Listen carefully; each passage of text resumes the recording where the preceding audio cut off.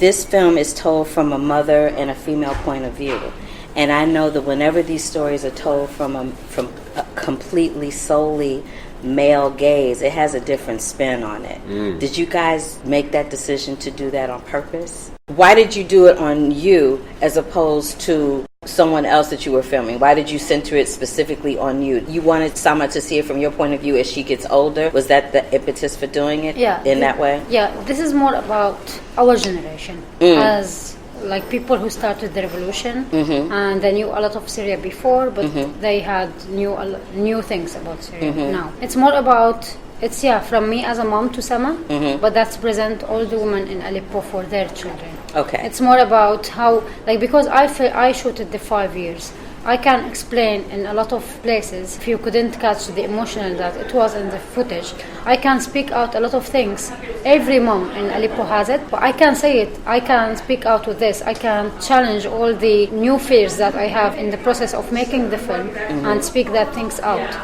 And just make it closer to the people and closer to the story itself. Yeah, and at the beginning I didn't want to make it personally. I have the idea, but I don't want to put myself in the way that I'm saying the story. Right. Through the first conversation about the film and how we want to make it, all of us agree, even me, that will make the film more engaging to people, to really be locked with one character. And like I was the one who take them people from their hands journey. to this journey with me to understand what I went through. I have to tell you, I boohooed every single time I saw it. And the moment that tore me up every time I saw it was the moment where the woman was injured and was having the baby, and they were desperately performing CPR to revive the baby. Every time I saw that particular portion of the film, it broke my heart because I knew it was coming after I saw it the first time. But when I watched it the second and the third time and I saw that, I just would hold my breath and I would just be so grateful and so elated and so relieved that this child was going to be able to have a chance at life, because the likelihood of the baby surviving was slim to none, as it was for you, as it was for any of you. And for you,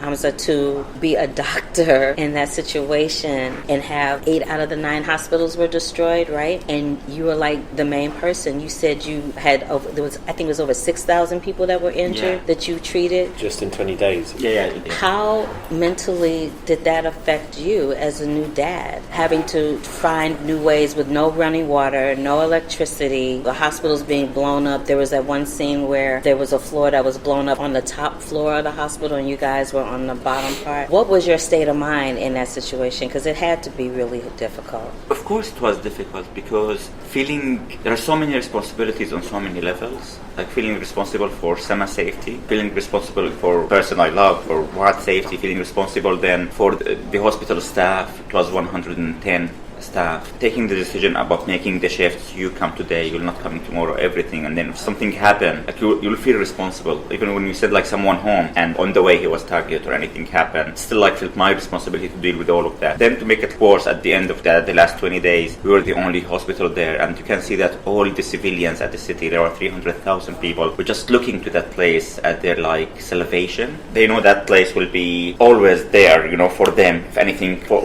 under all that shelling and the heart that they are living. So it felt like responsible for the patients, because we were operating nearly, I don't know how much, but maybe 40 operation a day. And for putting those people in wards for hospitalization.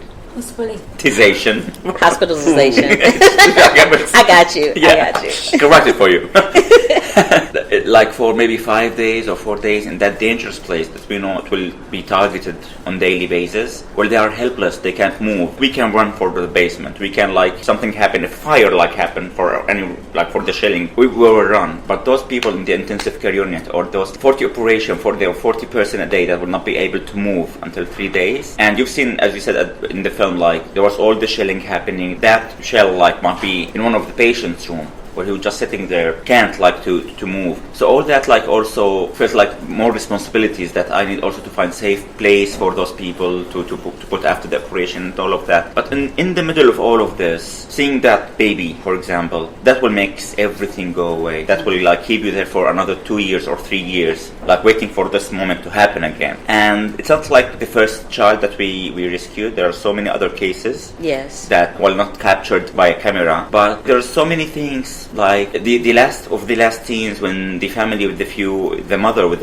all the children, like 7 children going in the ambulance away. And for those children, to come to you and tell you like, thank you, doctor. I hope you'll make it safe. We'll see you in the other side. That just, will keep you there forever. I live in Los Angeles, where in South Compton or East LA or any suburb of Los Angeles County, even in St. Louis where I'm from, there are counties here that are almost comparable to being a war-torn country, and nobody does anything about it here. They don't try to make rules where there's not guns readily available. Just 2 days ago at a garlic festival, people got shot up. You know what I mean? By a white supremacist, they're saying. Exactly. Yeah. So I think that was in Syria or something. So it's different for me as an American to watch what you guys presented on film. We see that on the news all the time. Right. And there was no way to feel anything other than the images that the news outlets here would allow you to see. But the three of you have allowed us in this form of cinema to see the truth of what really happens,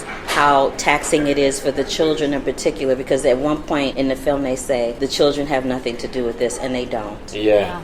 Children have no bias, children have no hatred, children are very amenable and they're very pliable as human beings. So I wanted to say all of that to say thank you for... Thank you so much. Thank you. Oh my goodness, it's totally my pleasure. Thank you for allowing people to see what it's really like, because hopefully it will change. Hopefully our government will be able to do something they weren't able to help Aleppo or Syria, but maybe in the future they'll be able to help someone else under a different administration. Help someone else. The thing that I don't know a lot of people, like if they had news about this or not, but the same situation. It was on the news here all the time. Yeah, I know, but like the same situation we have in Aleppo is still happening now, right now. As we're speaking, and like yesterday, the day before yesterday, there's a city called Idlib, and this is all the people who left Aleppo went to. And this city now is under shelling and bombing. And the last 2 months, more than 26 health facilities were targeted. More than 800 children being killed in the last 4 months. And just like still happening again and again, and by the Russian and by the Assad regime, and still like nothing. Today there was in the Security Council a briefing from Physician for Human Rights. Yes. She was speaking about the situation right now in Idlib. And all the other countries, like no one can say this is the Russian or this is Assad regime. Even just to recognize what's happening and who did this, everyone like just care about their like diplomatic issues, and target hospitals still being targeted. We recommend like for all the parties to calm down and not do that stuff. Hospitals should be protected, and that's it. Absolutely, because the people have no place to go, and of all the places that get attacked or where bombs or shells are dropped, the hospital is the one place that should be protected, because that's the only place where people can be treated for their injuries or whatever. It should be a safe place, just as a place of worship should be. You know what I mean? It should be respected for that. We really hear, like in America, I think when being on this tour together, like all of us, this is Hamza's first time in America, my first time. Welcome. All of our first time in LA and stuff, and we've been so shocked to see, like in Washington, we went to Congress, and then round the corner you see like incredible poverty 1 block away from the Congress building. That's what and I was saying. It's you see ridiculous. the suffering in the States, and I think the only thing we can say from this film is like the way that people are responding. It feels like people are beginning to engage now, and people are beginning to say we can't just turn a blind eye, whether it's to people in a far off country or people down our street. Maybe that's me being naive, but I've sort of got this sense of like hope. It's like what I said. There's hope. You guys, there's this image at the end where your baby is holding that pink sign that says "For Justice." In this moment right now that this film has been wrapped, now that your baby out there, so to speak, is out there for people to watch, to judge, to do whatever they're going to do. What is justice for you now? After having gone through everything that you've gone through, what is justice for you right now? The first thing, no, stop bombing hospitals. Like, this is not even justice, you know. This is the first step of just start the conversation about what this world it will be. Because targeting hospitals now is acceptable, and tomorrow it will be in another place, and no one will give anything about this. It's more about, if we want to speak about accountability, if we want to speak about the justice that we needed to people, first, like, Assad and Russia should be, like, out of this country. This is the first basic things. People and other refugees around the world to be back. We have detainees in Assad prisons. No one knows how many. And here in the US, there's like Caesar photos, 11,000 pictures from people who were like tortured to death in Assad prisons. And a lot of people, they don't know what about their like disappearances. People, where are they? What's happening? It's very long, huge steps of start speaking about the justice. And before speaking about the justice, we need Assad and Russia to be out, stop bombing hospitals, stop bombing everything, make all the detainees out from the prisons, and let all the refugees to come back. And then we start then hold speaking. accountable for the crimes that happened. But there are so many steps to get to reach this point, because like at the moment there are more crimes are happening. In the past 3 months, like the update I have is 26 health facilities were targeted, but the latest one I heard, like from April, just more than 3 months, around 40 health facilities were targeted in Idlib. And like it's still happening, it's still going on. In the last 3 months, more than 800 children were killed only in this area. So like before justice, let's just stop having another war crimes, and then justice will happen sooner or later. We've seen like the war crimes that happen in Bosnia that just take justice maybe 15 years later. So like, we just fight to live to reach that day. I wanted to thank you guys for taking some time out to talk to me. I was really very moved. Congratulations on winning the prize at Cannes. Thank you so much. And I'm going to keep my fingers crossed and get the word out there as much as I can. Thank you so much. At Black Hollywood Live about the film, so that we can see y'all ride this all the way to the Academy Awards. He's like, oh, don't say that, don't jinx it. No, I'm telling you, dude, because I watch a lot of movies. I don't know, maybe 20, 25 movies in a week. Right. And A week. Lucky you. A week. Sometimes 5, 6, 7 in a day. Wow. What I look for first and foremost is something that resonates with my heart. That sticks with me long after the credits have rolled, long after I've walked out of a theater, long after I have talked about the film. If I can sit and still remember what I saw 3 months later, because I saw this film 3 months ago initially, and then I just saw it, again, just to remind myself what I saw. And with the different demographics, as I had mentioned before.